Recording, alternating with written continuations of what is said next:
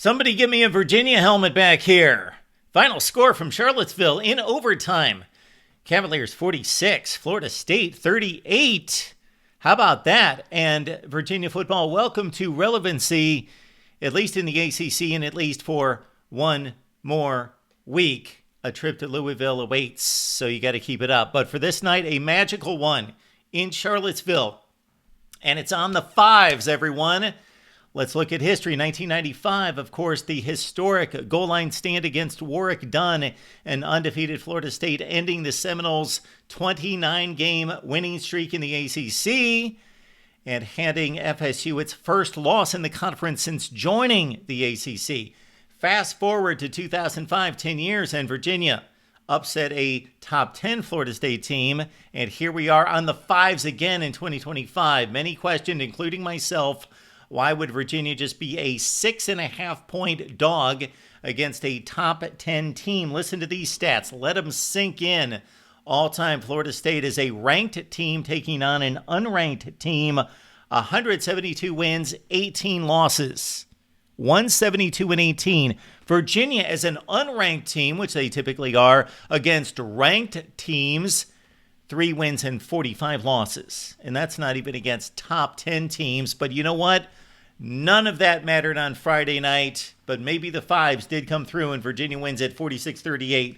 Quite a football game and quite a player in Deuce Robinson for Florida State. But he did the good, and then he didn't come through in the clutch when FSU needed him. Jamari Taylor, an unsung, unknown running back for Virginia, had a big night for the Cavaliers. 27 carries, 99 yards, and the offensive line for Virginia in regards to run blocking was strong most of the time. Taylor made Earl Little, one of the better safeties in the ACC, whiff. And Florida State defensive backs on the next play dropped too far into the end zone into coverage, and Virginia took the touchdown lead on the reception by tight end Sage Ennis, 7-0. We had a back and forth going in the first half. Cavaliers led 14-0. They also got the touchdown run from Chandler Morris.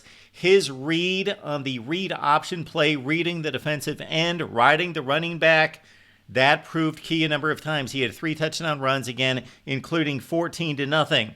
Then FSU ripped off 3 consecutive touchdowns. They got 2 by way of interceptions.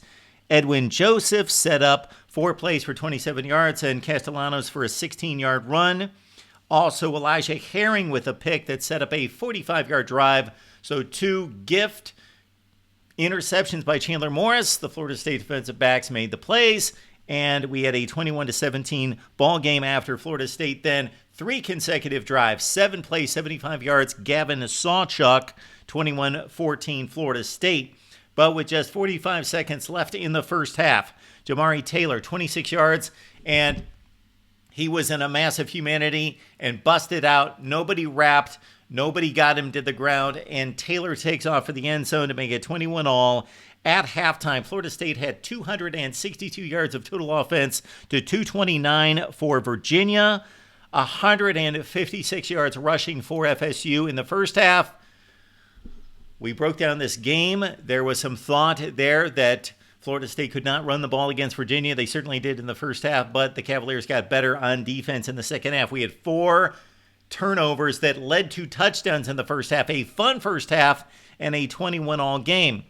Usmani Kroma, freshman, who I hope I pronounced his first name because I did not hear it pronounced during the broadcast. Freshman for Florida State. He's got a bright, bright future at running back. 12 carries, 63 yards. They started to get him involved in the second half, but it was Mitch Melton, the transfer from Ohio State, making big plays for the Cavaliers. Stopped a 3rd and 5 play, and Florida State missed the field goal. We stayed at 21. Chandler Morris on the next Virginia drive hit his helmet on the follow-through, the offensive line helmet, and hurt his hand. It was pretty obvious. And then what did Virginia do? Well, they did the obvious thing. They ran the football, protected Morris's hand. Florida State couldn't do anything about it. Virginia ran the ball down Florida State's throats in the second half. And that is troubling and concerning for Florida State, because make this out to be whatever you want in regards to, I saw all sorts of complaints about officiating on X. Let's understand Virginia won this football game, and we could talk about bad calls on both sides for the most part, and we'll get to the final call. And another thing, I should save this for the end, but some of you won't make it that long, so I'm going to say it right now. Virginia's a 4-1 football team. Florida State is 3-1. Virginia beat Florida State head-to-head.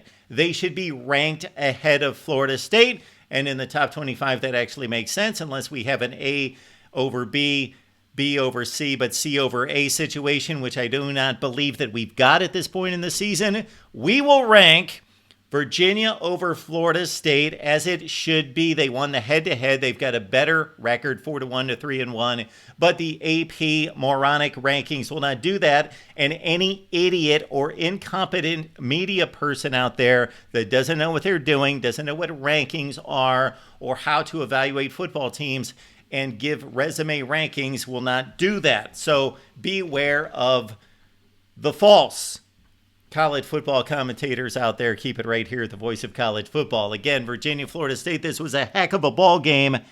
3:45 left in the third quarter. Chandler Morris on a 3rd and 4 makes the perfect read again, reads the end, gets him to bite on the running back option, TD 28-21. 12 plays, 74 yards. That was the drive that he hit his hand on the helmet.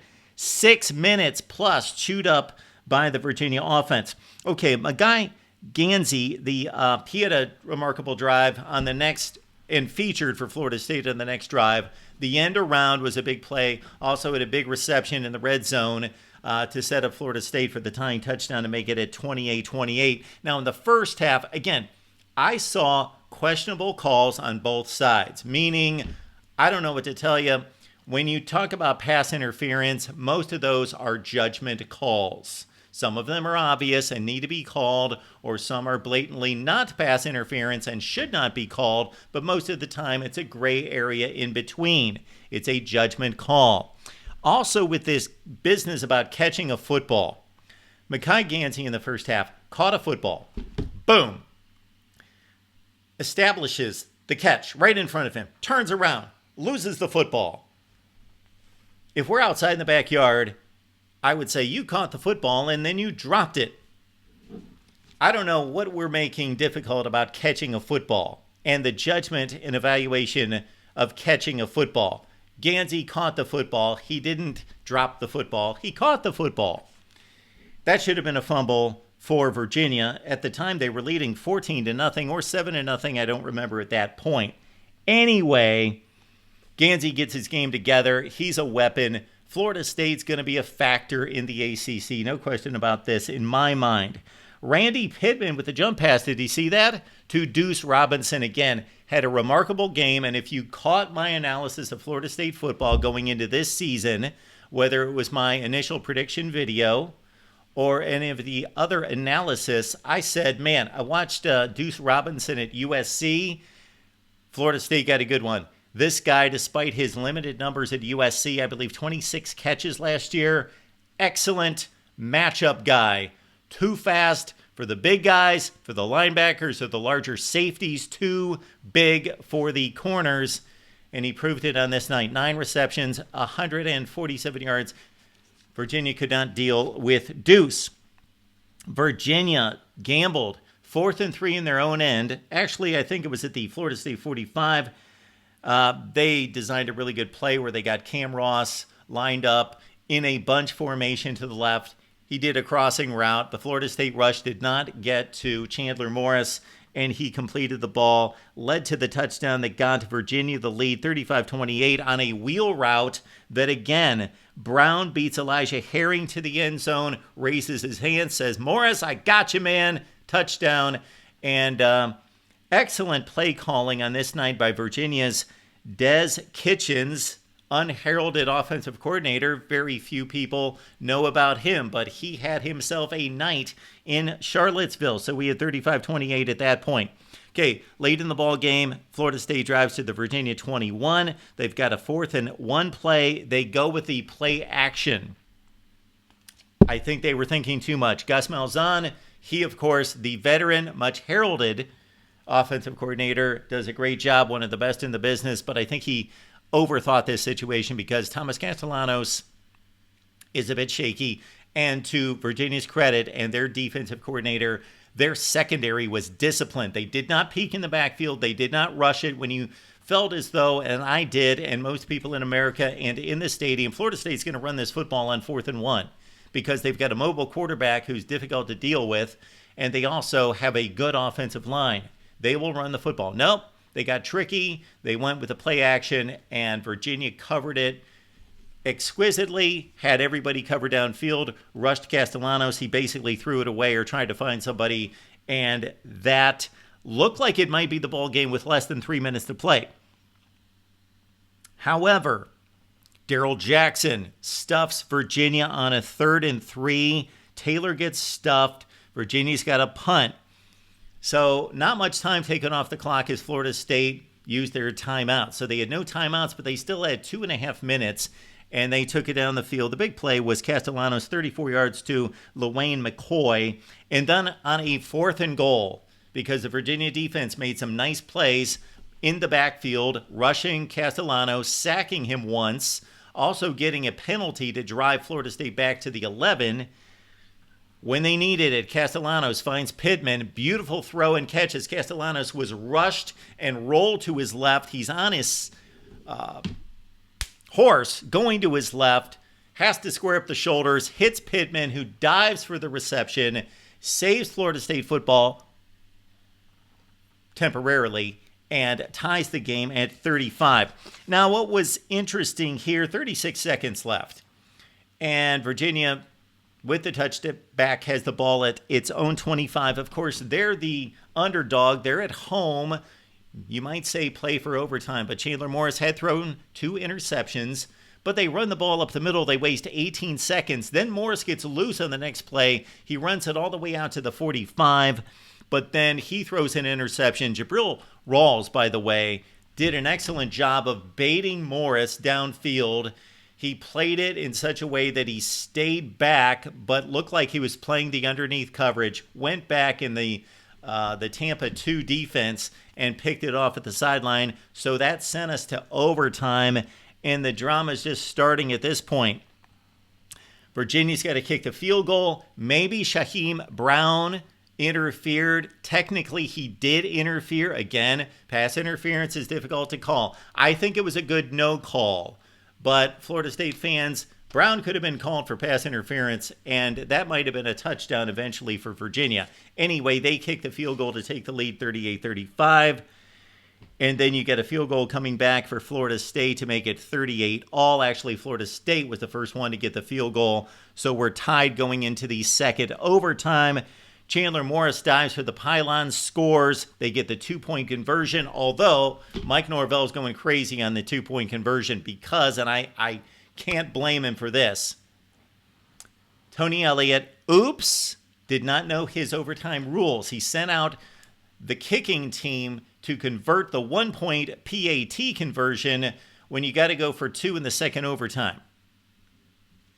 And so I don't know. They never necessarily started the play clock. That's at least what Mike Norvell was going crazy about. And I got to think, if the play clock was not running, then he would not have been going crazy. So they shouldn't have reset the play clock and given Virginia all that time to to first put the kicking team out onto the field, then pull them back and get the offense back out on the field to run a play.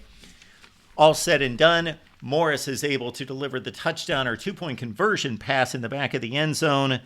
And then that sets up for the drama and the controversy. So Virginia's up 46-38. We go to our next overtime possession. And Castellanos finds Deuce Robinson, who once again abuses the cover man. And he's open. It's beautifully thrown on time. Boom, right there. And he's just crossing the goal line. The only problem was Deuce Robinson caught it, but didn't keep it in his hands. And boop, there it went up in the air. My initial thought, not just watching it live, but also watching the first replay, is that Deuce Robinson, obviously bobbled the ball. He bobbled it a couple times, then it actually went behind him, did a great job athletically to pull it in, and then he secured the football, got a foot down, touchdown, right? I saw it on the replay once, and I thought, boom, he's got the football, touchdown. No. Let's watch this. Secures the football for the third time, gets the foot down, and he's about to secure the football, and then he moves his hands, and the ball squirts back out of his. He does not secure the football. So this is not a catch. This is in no way a catch until he catches it out of bounds. You can clearly see that the ball is in the air. Louis Riddick said a number of times in reviewing this play, well, he didn't secure it, the catch, and I think he agreed with the call that they made in the review, the reversal of the call on the field. However, he didn't rightfully state he didn't catch the football. It's not like it was just moving. No, it's in the air, and Deuce Robinson's hands are not even touching the ball as he is going out of bounds. It's between his hands. Then he secures the football, and he's way out of bounds. And the Virginia student section gave him hell, and they shouldn't do that, but they were right. So Deuce Robinson, extraordinary night, excellent player, didn't catch the football at the end. Then Florida State comes up short on the fourth and long play, and we got a final score in Charlottesville, and you saw the massive humanity on the field because Virginia football is one of the worst programs in the history of college football. So this is a big night for Virginia. They win it. Are they a really good football team? Probably not, but on a magical night, on a Friday against Florida State, which is not a great football team. Let's understand this. Florida State's not a great football team. They're much improved over last year. Obviously, they are closer to what Florida State should be. They're one of the top 15 or 20 teams in college football. They're a good team, but this is not shocking. That's why Vegas knew this is only a 6.5 point game. And Vegas was generally right. And, of course, they went to overtime. It was a tie game during regulation. So, again, Florida State 3-1 now. Lost a game in the ACC. They've got Miami coming up next at home. And for Virginia, suddenly we got to watch the Cavaliers, right? This is all about Florida State. People are going to make this about Florida State. But technically, this becomes about Virginia because they're ahead of Florida State in the standings. They've got one loss to NC State. They are 4-1 overall. They now go to Louisville in what is an important game in the ACC. Louisville has won all of its non-conference games against nobody. We appreciate you being here at the Voice of College Football. Please hit the like button and subscribe. Keep in mind that we are here Monday through Saturday, 10 p.m. Eastern Time, or post-game, right here at the Voice of College Football.